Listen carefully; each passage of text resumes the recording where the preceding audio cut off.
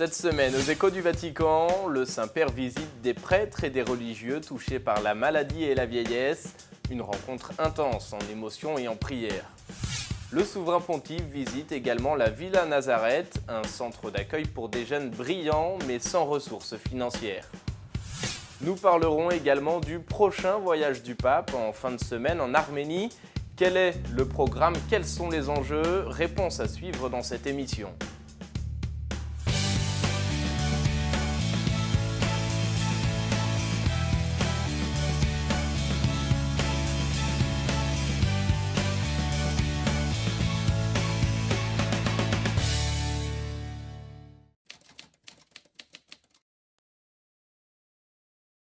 Bonsoir à tous, très heureux de vous retrouver, soyez les bienvenus sur ce plateau. On ouvre aujourd'hui cette émission avec de belles images et de belles couleurs. On retourne donc sur une rencontre un peu spéciale. Jeudi dernier, au Vatican, des professionnels du cirque et du spectacle itinérant se sont rassemblés autour du pape François. Ces professionnels du divertissement viennent du monde entier et ils se sont retrouvés à Rome en pèlerinage dans le cadre du Jubilé de la Miséricorde. Au Saint-Père, ils ont offert quelques démonstrations et le pape, quant à lui, leur a livré un vibrant hommage. On fait le point sur cette rencontre avec les images de la télévision du Vatican. Il y avait comme un air de fête au Vatican. 7000 professionnels du cirque et du spectacle ont rencontré le pape dans le cadre de leur jubilé et dans son allocution, le Saint-Père les a remerciés pour ce qu'ils font. Par vos qualités, leur a-t-il dit, vous rendez la société plus riche, vous faites naître des sentiments d'espérance et de confiance. L'évêque de Rome apprécie l'audace de certains exercices, le sain divertissement à la portée de tous qui encourage la culture de la rencontre et du vivre ensemble et le caractère festif et joyeux qui distingue ainsi la profession. Par leur déplacement, ils peuvent porter à tous l'amour de Dieu, témoigner du Christ qui est toujours en chemin pour rencontrer les plus éloignés. Leurs espaces peuvent devenir des lieux de fraternité. Répandre la beauté et la gaieté dans un monde parfois sombre et triste, c'est un acte de miséricorde, s'est réjoui le pape François en encourageant les artistes itinérants à être toujours plus accueillants à l'égard des petits et des nécessiteux, à offrir des paroles et des gestes de réconfort à ceux qui sont tentés de se replier sur eux-mêmes. Le souverain pontife souhaite enfin que ces artistes continuent à offrir les ressources et le génie de leur art et de leur profession. Vous n'imaginez pas le bien que vous faites, a-t-il conclu. 7 nouveaux saints seront canonisés en octobre prochain. C'est ce qu'a révélé le Saint-Père ce lundi lors d'un consistoire ordinaire. Il y a parmi eux un évêque espagnol, 2 prêtres italiens, un prêtre argentin, une religieuse française et 2 martyrs. Le premier est un religieux victime de la Révolution française. Le second est un jeune Mexicain martyr de la guerre des Cristeros. Le saviez-vous? Un martyr n'a pas besoin de miracle pour être béatifié, mais un miracle en revanche est nécessaire après sa béatification en vue de sa canonisation. Retour à présent sur l'actualité du week-end au Vatican. Dimanche, d'abord, le pape a récité la traditionnelle prière de l'Angélus. Il a proposé à cette occasion un commentaire sur l'évangile du jour, le passage où Jésus interpelle ses disciples en leur demandant « Vous, qui dites-vous que je suis ?» Et cette question de Jésus reste d'actualité pour nous aujourd'hui. Regardez. Qui est Jésus pour nos contemporains? Qui est Jésus pour chacun d'entre nous? C'est cette question sans détour que le pape a posée aujourd'hui aux fidèles réunis place Saint-Pierre pour l'Angélus. Une question qui reflète le face-à-face auquel l'évangile de ce dimanche renvoie. C'est cette même question que le Seigneur posa aux apôtres, en découvrant que les gens ne connaissaient pas encore sa véritable identité, tandis que, forts du don de la foi, connaissaient la vérité et aussi le fond de la vie de Jésus. Le monde a plus que jamais besoin du Christ, a affirmé le pape, de son salut, de son amour miséricordieux. Face au vide que certains peuvent ressentir autour d'eux et en eux, face à l'inquiétude et à l'insécurité dues à la précarité et au conflit, nous avons tous besoin de réponses appropriées, a souligné le pape. Et la réponse est le Christ, la véritable paix, car un connaisseur du cœur de l'homme, il peut guérir, consoler et lui redonner le goût à la vie. Pour suivre le Christ, il est nécessaire de se perdre soi-même, de porter sa croix, celle du devoir, du dévouement aux autres et de l'amour envers ses ennemis également. Porter ses croix signifie perdre toujours quelque chose, mais nous ne devons jamais oublier que celui qui perdra sa vie pour le Christ trouvera son salut. C'est perdre pour gagner. Souvenons-nous de tous nos frères qui aujourd'hui encore mettent en pratique ces paroles de Jésus en offrant leur temps, leur travail, leur énergie et parfois même leur propre vie afin de ne pas renier leur foi dans le Christ. Et puis la veille, dans la matinée, le samedi, le pape a livré une nouvelle catéchèse sur la place Saint-Pierre dans le cadre du jubilé de la miséricorde.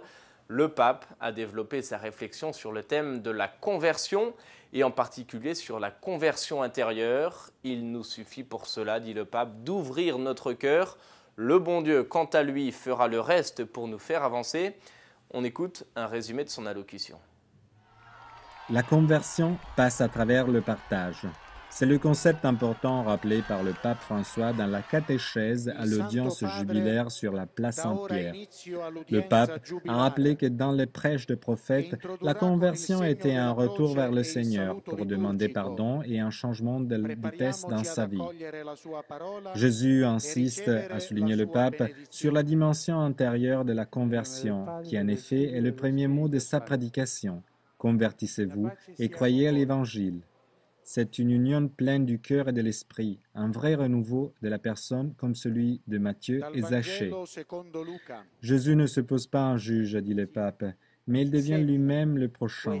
Il marche sur le même chemin, il vit dans la même maison, il mange à la même table.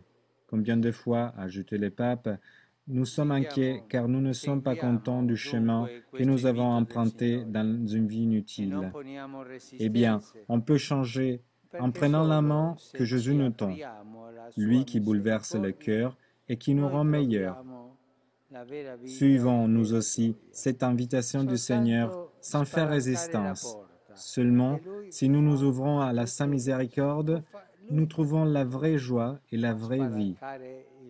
Nous devons ouvrir la porte et lui fait le reste. Lui, il fait tout. Mais nous devons ouvrir grand le cœur pour qu'il puisse nous guérir et nous faire avancer. Et puis, dans la même journée, samedi, le Saint-Père a visité à Rome la Villa Nazareth. C'est un collège autrefois destiné aux orphelins et qui, à présent, s'adresse aux étudiants brillants mais pauvres. Le pape, durant sa visite, a donc rencontré les jeunes ainsi que des enfants et des membres de la communauté. Et dans son discours, le pape s'est arrêté notamment sur l'importance du témoignage chrétien. Écoutez. En après-midi, sous le signe de la rencontre avec le pape, en échangeant avec lui, même sur les sujets plus chauds pour l'Église. C'est celui passé à Villa Nazareth, une structure née en 1946 à Rome grâce à Monseigneur Tardini. Dans le passé, elle accueillait des orphelins et des jeunes pauvres, alors que maintenant, elle héberge des étudiants méritants en détresse. En commentant l'Évangile, le pape s'est arrêté sur la valeur du témoignage chrétien, représenté par le hôte qui accueille le pauvre en se salissant les mains. Le Seigneur, a dit le pape, nous libère des prêtres trop pressés et des docteurs qui présentent la foi en Jésus avec une rigidité mathématique. Le témoignage chrétien a été également l'objet de la première des 7 demandes posées au pape, qui a invité à agir même en risquant de se tromper. C'est mieux que de vies garées, des vies arrêtées, des vies en exposition dans les musées. Ensuite, le pape a rappelé le martyre des chrétiens. Je n'aime pas, et je le dis ouvertement, quand on parle de génocide des chrétiens, par exemple au Moyen-Orient. C'est trop réductif. C'est la vérité, la persécution qui amène les chrétiens à la fidélité, à la cohérence à leur foi. Il ne faut pas transformer le martyr, qui est un mystère de la foi, en réduction sociologique. Un martyr qui est aussi au quotidien, c'est celui de l'honnêteté, de ceux qui refusent le pot de vin et du silence face au bavardage. Le pape a souligné la nécessité pour les chrétiens d'avoir des crises dans leur foi, une expérience que lui-même a prouvée en sa jeunesse. Ensuite, il a dénoncé le travail esclavage créé par le dieu argent. Le pape a aussi réfléchi sur la valeur du mariage, le lien pour toujours qui se heurte à la culture du provisoire. Pour finir, il a insisté sur l'Église avec les portes ouvertes, une Église qui se reconnaît dans l'accueil, le même accueil que Dieu nous a réservé. Autre rencontre avec cette fois-ci deux groupes de religieux. D'abord des prêtres malades souffrant de diverses formes de malaise et puis ensuite des prêtres âgés. Le pape les a visités vendredi dernier en périphérie de Rome. C'était une rencontre visiblement intense en émotion, en prière et en joie spirituelle, comme nous le montrent ces images. L'attention du pape François a été destinée cette fois-ci aux prêtres âgés et en difficulté. Dans le cadre des initiatives jubilaires des Vendredis de la Miséricorde, le pape a visité deux communautés à la périphérie de Rome. La première, appelée Mont-Tabor, abrite 8 prêtres en détresse, issus de plusieurs diocèses. Le pape a prié avec eux dans la petite chapelle de la communauté. Ensuite, il s'est rendu à Casa San Gaetano, aussi appelée les 100 prêtres, communauté qui accueille des prêtres âgés du diocèse de Rome ainsi que quelques religieux. Actuellement, ces 21 pensionnaires sont soignés par 3 sœurs ainsi que par d'autres aides-soignants. Avec cette visite, explique une note de la salle de presse Vaticane, le pape a voulu montrer à chacun son affection concrète et très cordiale, riche de consolation. Une fois de plus, il a donné un exemple efficace de miséricorde, d'attention et de gratitude à toute la communauté de Rome et à l'Église.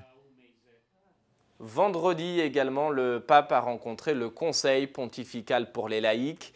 Il a invité ses membres à jeter un coup d'œil sur ce dicaster et en particulier sur son évolution depuis la création lors du Concile Vatican II jusqu'à aujourd'hui. Face aux nouveaux défis de notre monde, le Saint-Père invite les laïcs à sortir et à lever les yeux vers les plus éloignés de notre société. On écoute un résumé de son discours. Dans son discours aux membres du Conseil pontifical pour les laïcs, le pape a rappelé que ce dicaster prendrait bientôt un nouveau visage, une transformation qui intervient dans le cadre de la réforme de la curie.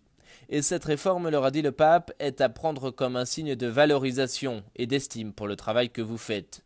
Ce nouveau ministère, a poursuivi le pape, sera un gouvernail pour poursuivre le travail sur la famille et la défense de la vie. Une étape importante aussi, car depuis 50 ans, l'engagement missionnaire des laïcs fait face à de nouveaux défis. Le Conseil pontifical pour les laïcs est un des meilleurs fruits du Concile Vatican II, selon l'expression de Paul VI. Il a été créé pour aider les laïcs à prendre part à la vie et à la mission de l'Église, a rappelé François. Et c'est bien là leur rôle, en tant que baptisés et confirmés dans l'Église, car le baptême est ce qui fait de chaque fidèle un disciple missionnaire du Seigneur, le sel de la terre, la lumière du monde, la levure qui transforme la réalité de l'intérieur. Puis le Saint-Père a appelé à se tourner avec espoir vers l'avenir. En ce contexte de jubilé de la miséricorde, l'Église est appelée à prendre toujours plus conscience d'être la maison paternelle où il y a une place pour chacun avec sa vie fatigante. Mais surtout, c'est sur un mot qu'insiste le pape, sortir. L'Église aujourd'hui doit être en sortie permanente en tant que communauté évangélisatrice. Le souverain pontife invite ainsi à lever les yeux vers les plus éloignés de notre monde, les nombreuses familles en difficulté et dans le besoin, aux nombreux laïcs de bon cœur et généreux qui se mettent au service de l'Évangile. Nous avons besoin, poursuit le pape, de laïcs bien formés, animés par une foi sincère, qui ont une vision de l'avenir, qui ne sont pas fermés sur les petitesses de la vie. Nous avons besoin, conclut-il enfin, de laïcs qui prennent des risques, qui se salissent les mains et qui n'ont pas peur de se tromper. Et après le Conseil pontifical pour la famille, le pape a reçu au Vatican la ROACO. C'est la réunion des œuvres d'aide aux églises orientales. Le tout nouveau custode de Terre Sainte était présent lors de cette rencontre. Il a été salué chaleureusement par le pape, qui a d'ailleurs exprimé sa sympathie à l'égard de tous ceux qui sont en charge de garder les lieux saints et les sanctuaires. On écoute maintenant un résumé de son allocution.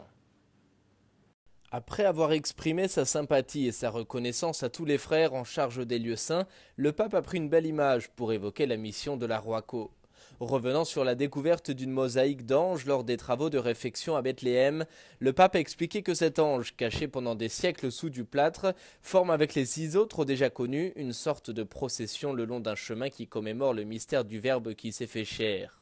Cela nous fait penser que les visages de nos communautés ecclésiales peuvent être parfois couvertes de saleté, dues aux divers problèmes et aux péchés, a expliqué le souverain pontife. Votre œuvre, a-t-il poursuivi, doit donc toujours être guidée par la certitude que derrière cet encrassement, matériel ou moral, malgré les larmes et le sang, il y a un visage lumineux qui est celui de l'ange de la mosaïque. C'est lui qui est notre paix et qui frappe à la porte de notre cœur au Moyen-Orient, en Inde ou en Ukraine, a expliqué le Saint-Père. Le pape a enfin souhaité que le témoignage du Christ puisse se faire dans l'unité et dans le respect du droit de chacun. Mercredi, comme chaque semaine, le pape a présidé l'audience générale. Il a ainsi poursuivi son cycle de catéchèse sur la miséricorde et le Saint-Père s'est arrêté en particulier cette fois-ci sur l'attention aux plus nécessiteux.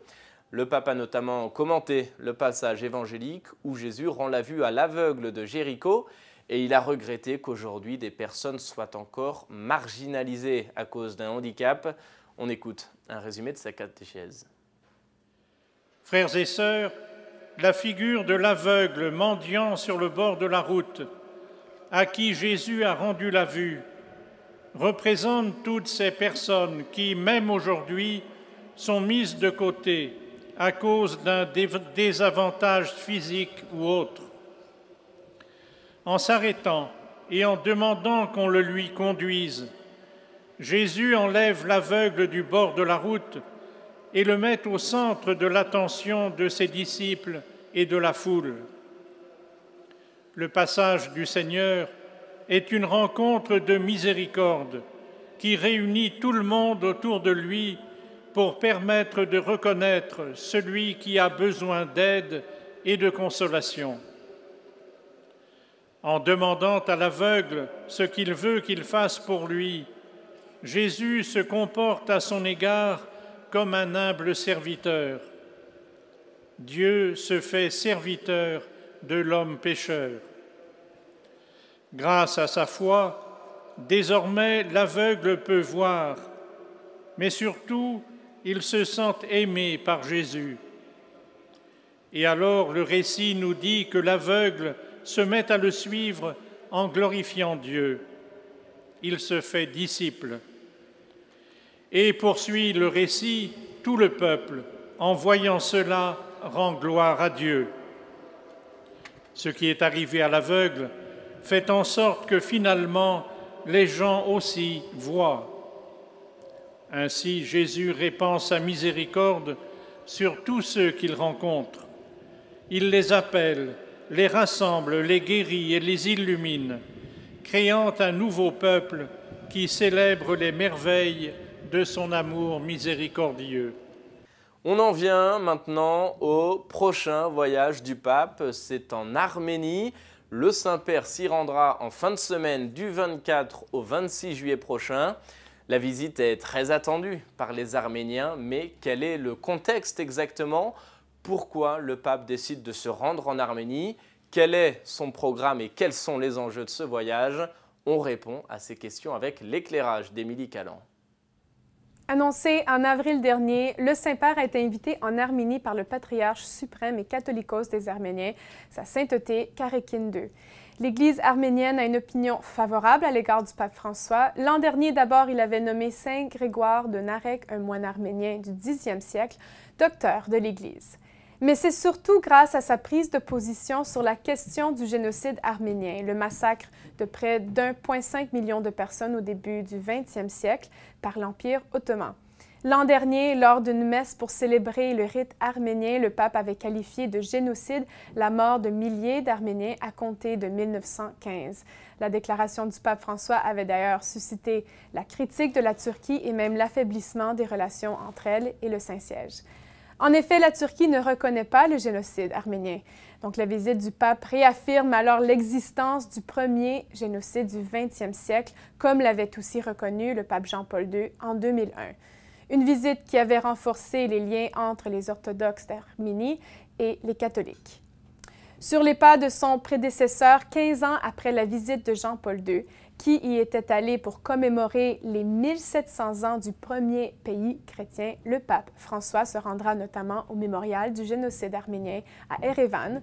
En tant qu'invité, il participera à de nombreux temps de prière, notamment à la cathédrale apostolique arménienne, au monastère Cor Virap et lors d'une rencontre œcuménique pour la paix où seront rassemblées près de 50 000 personnes. Il participera de plus à la divine liturgie où le Catholicos Karekin II prononcera une homélie. Le pape aura la chance de rencontrer Karekin en personne dès son arrivée, ainsi que le président de l'Arménie et les autorités civiles et le corps diplomatique. Son voyage se terminera avec la signature d'une déclaration commune entre lui et le Catholicos Karekin II.